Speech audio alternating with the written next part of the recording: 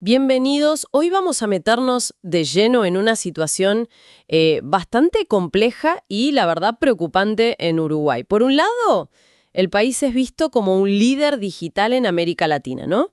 Pero, por otro, información reciente que viene de documentos internos y análisis de seguridad revela filtraciones masivas, pero masivas de datos del gobierno que terminaron, bueno, a la venta en la dark web. Es una contradicción fuerte. Exacto. Y lo que llama la atención, mira, es que no hablamos de un incidente aislado, ¿eh? Es como una cadena de brechas serias que afectaron a varias instituciones clave del gobierno uruguayo. Hoy vamos a explorar esto a fondo. ¿Qué pasó exactamente? ¿Por qué es tan grave sobre todo, lo de las claves de la cédula digital? Que ya vamos a ver qué fallas, digamos, estructurales quedaron al descubierto. Y bueno, ¿cómo está reaccionando el país? Todo esto basándonos en la información que tenemos, claro. Perfecto. Empecemos por el principio de la cadena, ¿no? ¿Dónde terminaron todos esos datos robados? ¿Se sabe? Sí, la información apareció en Dark Forums. Es un mercado bastante conocido en la Dark Web. Ajá. Básicamente ocupó el vacío que dejó Breach Forums cuando, las autoridades lo cerraron. Lo increíble, fíjate, es lo rápido que creció este nuevo foro. ¿Ah, sí? Sí, las fuentes hablan de un aumento del 600% en sus miembros. 600% en apenas 2 meses, entre abril y junio de 2025. ¡Qué barbaridad! Es una muestra clarísima de la resiliencia que tiene este ecosistema cibercriminal, ¿viste? Cierras uno y casi al instante aparece otro, a veces hasta más grande. O sea, no son simples tiendas de datos, es algo más complejo. Mucho más. Estos foros funcionan como verdaderos centros de operaciones para el cibercrimen, digamos.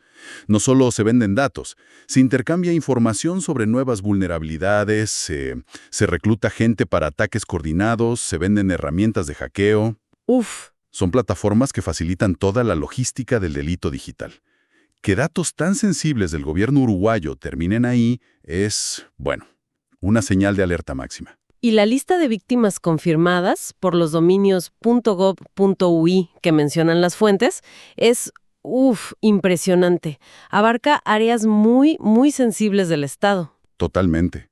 El catálogo de lo que se comprometió es alarmante y realmente sugiere, como decías, un problema de fondo, no solo incidentes separados.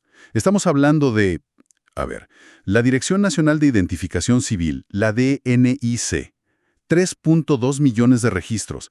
Es básicamente la base de datos de identidad de casi todo el país. ¡Increíble! Después, la Agencia de Gobierno Electrónico, AGESIC, que es justamente la que impulsa toda la digitalización. Más de 1,5 millones de registros. ¿La propia agencia? Sí. El Ministerio de Desarrollo Social, MIDES, más de 500,000. El Ministerio de Salud Pública, nombres, correos, datos laborales. Ahí no se especifica el volumen total, pero igual es crítico.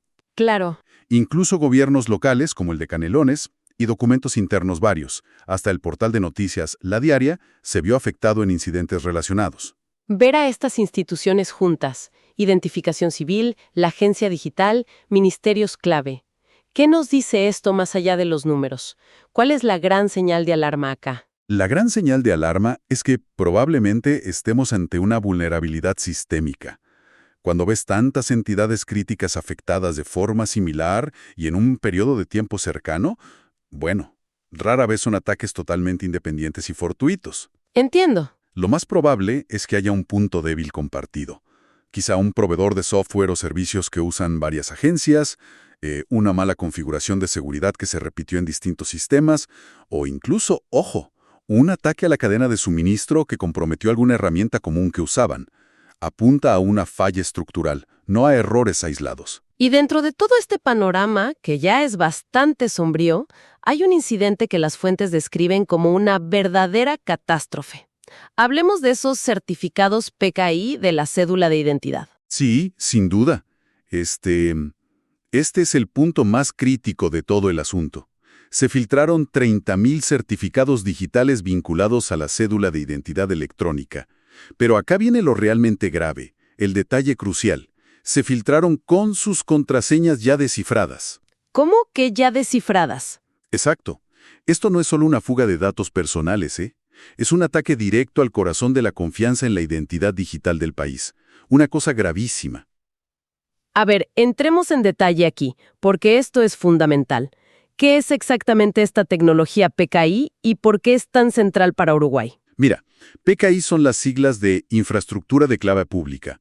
Es, digamos, un conjunto de tecnologías y políticas que permiten cosas esenciales en el mundo digital. Verificar que alguien es quien dice ser, lo que llamamos autenticación fuerte, proteger la información con cifrado y garantizar la validez de documentos con firmas digitales. Ok, Es la base técnica para operar de forma segura y confiable online. En Uruguay, el sistema ID Uruguay se apoya fuertemente en estos certificados PKI para dar un nivel avanzado de identificación digital. De hecho, una ley clave, la 18600, le da a la firma electrónica basada en PKI la misma validez legal que una firma hecha a mano. o sea, tiene peso legal total. Total. Y se usa para acceder a casi 200 servicios del gobierno. Imagínate. Entendido. Entonces, si roban 30.000 de estos certificados, que son como llaves maestras digitales, y encima ya tienen las contraseñas que las protegen, ¿las consecuencias son? Aterradoras. Sí. Devastadoras. Primero, abre la puerta a la suplantación de identidad masiva. Con un certificado y su clave privada protegida por esa contraseña que ahora conocen, un atacante puede hacerse pasar perfectamente por el titular legítimo. Claro. Puede firmar contratos digitales, realizar trámites online, acceder a información privada, hacer transacciones fraudulentas, y todo con plena validez legal.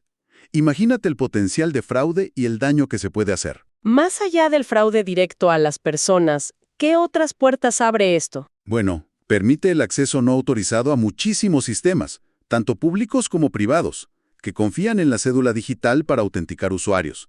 Si un sistema usa esa identidad digital para validar quién entra, ahora es potencialmente vulnerable. Y quizás el daño más profundo, a largo plazo, es la erosión brutal de la confianza pública. Si la gente siente que su identidad digital no es segura, ¿cómo van a confiar en los servicios digitales del Estado? Podría frenar toda la agenda de modernización digital del país, haciendo que la gente vuelva al papel, a las oficinas. Sería un retroceso enorme. Un detalle clave que mencionan las fuentes es esto de las contraseñas descifradas. Aclaran que no significa que la criptografía PKI en sí misma haya sido rota, ¿verdad? Exacto. Y es vital entender la diferencia. No es que alguien haya encontrado una falla matemática en los algoritmos criptográficos de PKI, que son muy robustos. El problema acá es una falla gravísima de seguridad operacional. Operacional. Sí. Que las contraseñas estuvieran descifradas sugiere fuertemente que las contraseñas originales que protegían esas claves privadas eran débiles, fáciles de adivinar, tipo 123456 o password, o quizá reutilizadas de otros servicios, que es un error común. Ajá. O lo que es peor, que el sistema donde se almacenaban estas contraseñas o sus hashes, que son como una versión codificada, no usaba medidas de seguridad básicas, como el salting adecuado, que es añadirle datos aleatorios antes de codificarla para hacerla más fuerte. Claro. Esto permitió a los atacantes, una vez que obtuvieron los archivos o los hashes, usar técnicas como fuerza bruta, probar todas las combinaciones, o ataques de diccionario, probar palabras comunes, para recuperarlas offline, sin estar conectados al sistema original. O sea, un descuido básico de seguridad en algo tan crítico. Un descuido garrafal. Y también grita la ausencia de controles como la autenticación multifactor MFA para algo tan sensible, que para acceder a tu clave privada, además de la contraseña, necesites un código del celular, por ejemplo. Eso acá no estaba, parece. Y es aquí donde la paradoja que mencionamos al inicio se hace más evidente. Uruguay tiene buena fama internacional, ¿no? Rankings altos en gobierno electrónico, en ciberseguridad. Las fuentes citan, por ejemplo, un 5º puesto en las Américas según un informe de OEA y el BID. Sí, y ahí está el choque con la realidad. Esos rankings suelen medir si existe una estrategia nacional, si hay leyes apropiadas, cuántos servicios están digitalizados. Y en eso Uruguay puntúa bien, es cierto. Pero el mismo informe del BID que cita nuestras fuentes dice algo lapidario. Los esfuerzos de protección del ciberespacio no han seguido el ritmo de la digitalización. Es decir, se avanzó muy rápido en digitalizar todo, impulsados por la Agenda Uruguay Digital 2025, pero se creó una superficie de ataque gigantesca sin poner la misma energía, los mismos recursos en protegerla. y parece que hay cifras concretas que muestran esa desconexión entre la estrategia y la realidad del día a día. Definitivamente, La información disponible documenta un aumento brutal en los ciberataques reportados, de casi 5.000 en 2023 a más de 14.000 en 2024. 14.000. Sí, eso promedia un ataque cada 30 minutos durante todo 2024. Es una locura. Además, se habla de un déficit de al menos 600 expertos en ciberseguridad en el país. Faltan profesionales. 600. Es mucho. Y se menciona directamente que la capacidad operativa para monitorar redes y responder a incidentes es limitada. Hay una brecha clara entre lo que se planea en papel y la capacidad real de defenderse día a día. ¿Y cómo lograron entrar los atacantes? ¿Qué sabemos sobre las puertas de entrada más probables, según la información? Los métodos que se sugieren son bastante comunes, lo que irónicamente indica fallos en controles que deberían ser básicos a esta altura. Las fuentes apuntan a, primero, credenciales comprometidas, el robo o adivinanza de usuarios y contraseñas. Según un informe citado, esto causa globalmente un 10% de las brechas. El caso de las contraseñas PKI descifradas cae de lleno acá. Claro, es eso mismo. Segundo, malas configuraciones y errores humanos. Son causas muy importantes responsables de casi la mitad de los incidentes, 26% y 23% respectivamente, según se indica.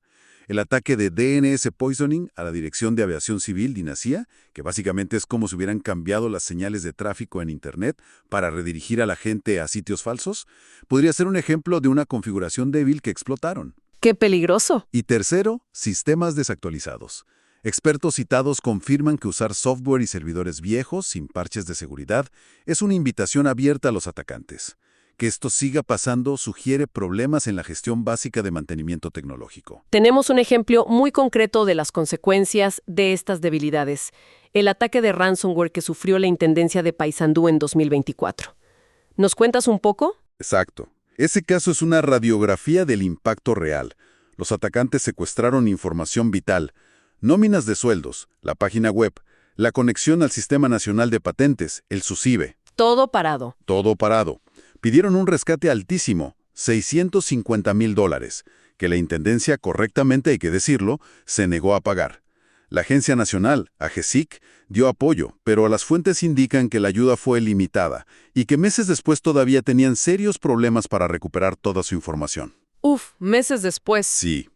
Esto muestra el golpe operativo y financiero directo y también las limitaciones de la capacidad de respuesta, incluso con asistencia central. Ahora cambiemos el foco hacia los responsables.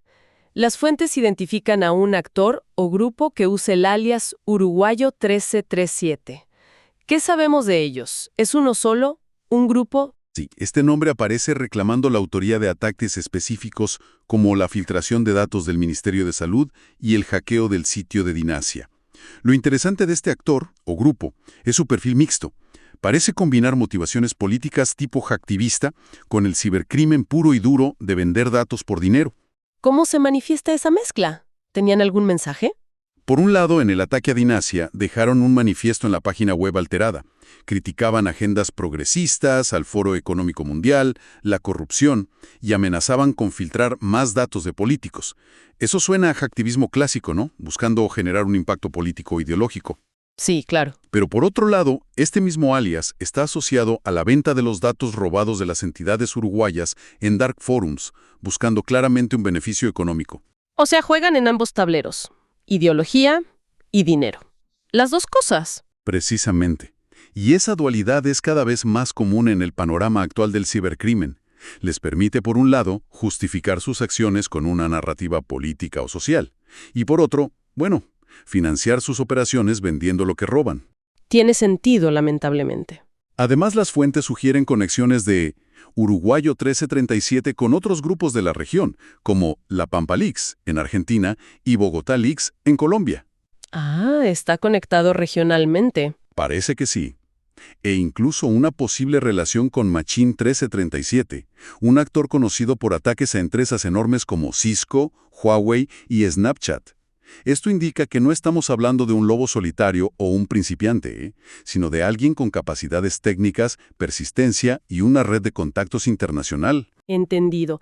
Frente a esta amenaza, entonces, ¿cómo se posiciona Uruguay en términos de leyes y estructura de ciberseguridad? Porque las fuentes sí destacan avances en el marco legal, ¿no?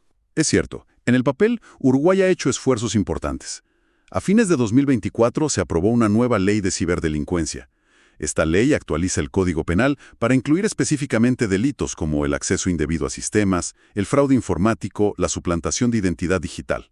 Bien. Intenta alinear al país con estándares internacionales, como el Convenio de Budapest sobre ciberdelincuencia, que es como el tratado global más importante en esto, e incluso ordena fomentar la educación en ciberseguridad, Y ya existía una ley de protección de datos personales, ¿correcto? que es otro pilar importante. Correcto.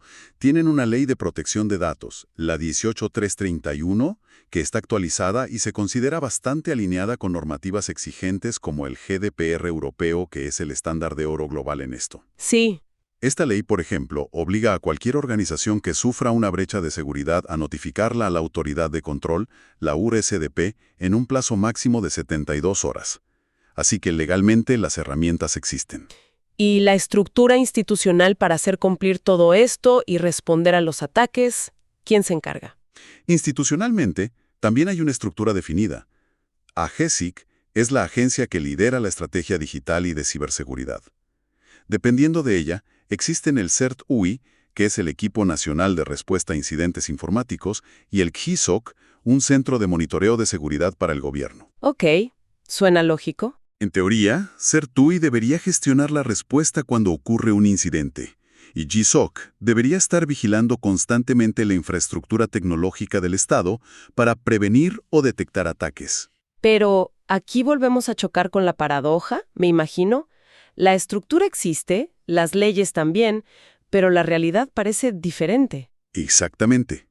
Las mismas fuentes que describen esta estructura formal también mencionan informes, como el del BID, que señalan que la capacidad técnica real del CERT-UI no alcanza para cubrir las necesidades actuales. ¿No dan abasto? Y que el GESOC no tiene suficientes recursos, ni de gente ni de tecnología.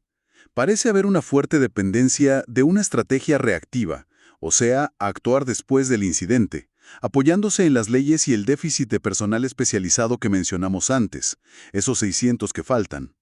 Agrava todo. La capacidad operativa real no parece estar a la altura ni del marco legal ni de la ambición digital del país. Entonces, si tuviéramos que resumir esa paradoja que venimos mencionando, Uruguay proyecta una imagen de líder digital con leyes modernas, pero en la práctica, la capacidad de defensa no ha crecido al mismo ritmo, dejando brechas enormes. La digitalización rápida generó una especie de deuda técnica en seguridad. ¿Sería así? Es una excelente manera de resumirlo, sí. Se enfocaron mucho en lanzar servicios digitales, en modernizar, lo cual está bien, pero la inversión en la seguridad necesaria para sostener todo eso no fue proporcional. Se generó esa deuda. La nueva ley de ciberdelito es un paso adelante, claro, pero llega tarde para prevenir las brechas que ya pasaron. Y sobre todo, no resuelve por sí sola las vulnerabilidades que sigan existiendo hoy. ¿Y las consecuencias de todo esto a nivel estratégico? Pensemos primero en la gente común, en los ciudadanos. ¿Qué riesgos corren? Para los ciudadanos, el riesgo es muy real y directo. Con datos tan sensibles como los de identificación civil circulando, el robo de identidad para cometer fraudes se vuelve mucho más fácil. ¿Qué tipo de fraudes? De todo tipo. Pedir créditos a tu nombre, evadir impuestos usando tu identidad, cobrar beneficios sociales de otros. También existe el riesgo de extorsión si se filtran datos personales comprometedores de otras bases de datos, como las de salud o desarrollo social. La confianza en usar tu identidad digital para cualquier trámite queda, bueno, Seriamente dañada. muy grave. ¿Y para el gobierno mismo y la seguridad del país en general? Para el gobierno, el daño a la reputación del proyecto de e-gobierno es inmenso. Si la gente desconfía, deja de usar los servicios digitales, y eso frena la eficiencia, aumenta costos y puede revertir años de progreso. Claro. Ya vimos con el caso de Paysandú cómo un ataque puede paralizar servicios esenciales para una comunidad. A nivel más amplio, esta percepción de inseguridad digital podría incluso afectar la imagen del país para atraer inversiones o hasta turismo digital. Es un golpe a la marca país. Y esto golpea directamente a esa Agenda Digital 2025 que era como el gran plan, la hoja de ruta. Sin duda, estas brechas son un desafío frontal a las metas de esa agenda. Demuestran de forma cruda que todos los beneficios de la digitalización son muy frágiles si no se construyen sobre una base sólida de ciberseguridad. Obliga o debería obligar a replantear las prioridades, a poner la seguridad y la resiliencia mucho más arriba en la lista, antes de seguir expandiendo nuevos servicios digitales. Las fuentes también esbozan algunas recomendaciones, ¿no? Podemos repasarlas brevemente para cerrar esa parte. Claro. Se dividen lógicamente en acciones urgentes, de corto plazo, y estrategias a más largo plazo. A corto plazo, lo inmediato, lo urgente es revocar ya mismo esos 30.000 certificados PKI comprometidos. Ya, fundamental. Hacer auditorías de seguridad de profundas en todos los sistemas gubernamentales, especialmente los que usan dominios .gov.ui. Notificar de forma clara y transparente a todos los ciudadanos afectados, como además obliga la Ley de Protección de Datos.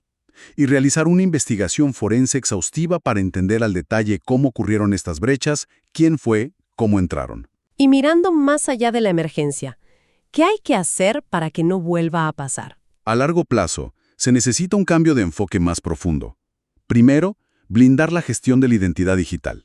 Implementar políticas de contraseñas mucho más estrictas. Hacer obligatoria la autenticación multifactor MFA para accesos críticos. Usar HSMs, que son como unas bóvedas digitales ultra seguras para guardar las claves privadas, y establecer rutinas serias de rotación de claves. Medidas técnicas más robustas. Exacto. Segundo, invertir fuerte en el CERT y el GSOC. Necesitan más gente capacitada, hay que empezar a formar y contratar a esos 600 plus expertos que faltan. Y mejor tecnología para monitorear y responder. Tercero, fomentar mucho más la colaboración entre el sector público y el privado en temas de ciberseguridad, compartir información, trabajar juntos. Y cuarto, como dice la nueva ley, implementar programas serios de educación y concientización en ciberseguridad. Para todos. Para todos, funcionarios públicos y la población general. Hay que crear una verdadera cultura de seguridad digital en el país. Bien, hemos recorrido un camino complejo, la verdad. Si tuvieras que sintetizar el núcleo de este análisis, lo central, ¿cuál sería? El núcleo es esa dolorosa brecha, esa desconexión entre la visión y la ambición digital de Uruguay, que es genuina y reconocida, y su realidad operativa en ciberseguridad. Las filtraciones masivas, y sobre todo ese golpe casi sin precedentes a los certificados PKI de la identidad nacional, han expuesto esa brecha de manera brutal.